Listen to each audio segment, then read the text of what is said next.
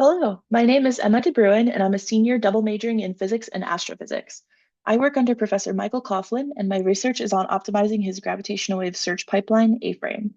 A search pipeline is a series of programs looking for gravitational wave signals in real-time incoming data from LIGO.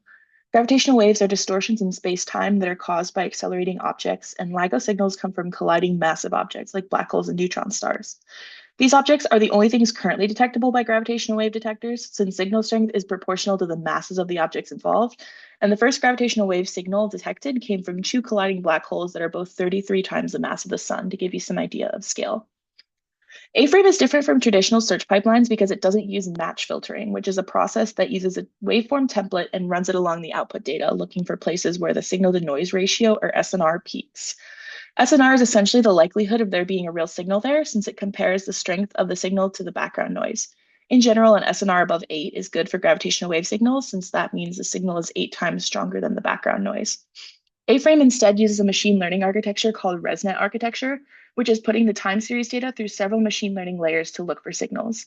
This is around an order of magnitude faster than the match filtering pipelines we're comparing our performance to, and having low latency is essential when detecting these signals because we're trying to get EM follow-up from traditional telescopes as soon as possible. So as we can see in the two plots on the corner here, we're comparing A-frame's performance to other match filtering pipelines used by LIGO collaboration like GSTLL, PyCBC, and MBTA. A-frame, which is this purple line in both plots, performs really well for high mass events since we have a higher sensitive volume for false alarm rate than these other pipelines here. But for lower mass events, we have a lower sensitive volume for false alarm rate. And this is where my research is trying to improve the performance since we're currently using a PyTorch-based model. The way initial analysis is done by these signals is running them through a Fourier transform, which changes the domain the signal's in. In this case, the traditionally used cube transform converts the data from time domain to time frequency domain, so you can see how the signal evolves over time. From this, we can get parameters about the event, like the masses of the two objects involved, how far away the signal came from, and others. We're looking for signals that have this kind of shape, where the frequency is increasing over time. This means that the objects are getting closer and closer as they orbit around each other.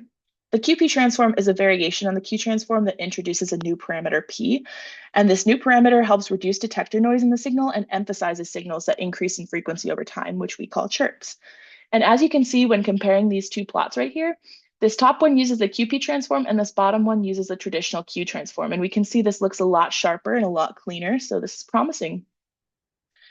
Initial testing is done on LIGO's CIT computing cluster, which uses 4 NVIDIA A100 GPUs.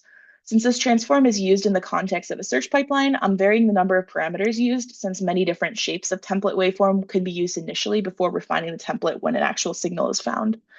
I then removed the first two iterations of the transform since these GPUs have a warm-up time that was causing outliers and took the steady state average of the running time for each transform. So I started by varying the number of Q values between 45 and 100. As we can see in this top right plot here, changing the number of Q values doesn't really change the running time that much. These error bars look a little bit crazy, but if we look at the scale on the y-axis right here, we can see that it's in terms of milliseconds. So that's pretty good. Next thing I changed was the signal duration. And so for this, I kept the sampling rate at 2048 Hertz, since that's the sampling rate of the detectors the signals are coming from. But I changed the length of the actual time series data. So for search pipelines, it's important to be able to detect both long and short signals, since binary black hole signals can be on the order of a few seconds, while binary neutron star signals can be around a minute long. So being able to cover both is crucial. And as we can see in this middle plot, it again doesn't appear to change that much by increasing the signal duration. Again, with these crazy error bars, but again, the scale on the y-axis is in milliseconds. So overall, that's really not that bad. Now on to the bad part though, changing the batch size.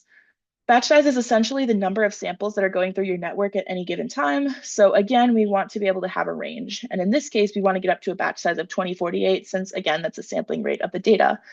As we can see here, we want to get the data into this sort of shape where this is the batch size, this first number. This 2 is here for 2 LIGO detectors, and this third number will be the length of your time series. So it's arbitrary, I just chose this number. Now, as we can see in the bottom plot here, the running time for this program appears to increase like quadratically, almost exponentially as we go past a batch size of 22. And the highest I was able to get was a batch size of 31 before the GPUs ran out of memory. Now, that's obviously not good, since again, we want to get up to 2048, and the likely cause of this issue is a nested for loop inside one of the programs that runs the actual transform. These are generally considered bad practice since they increase the complexity of your program and make it less efficient. And again, time is of the essence for gravitational wave detection. Now, making this program more efficient would be a very time-intensive process, and that's pretty much outside the scope of my UROP, which leads to the conclusion here that implementation is not viable in A-frame right now. I am grateful for the support of the UROP program for my research and also want to acknowledge that A-frame is sponsored by these NSF grants right here. Yeah, thank you for your time.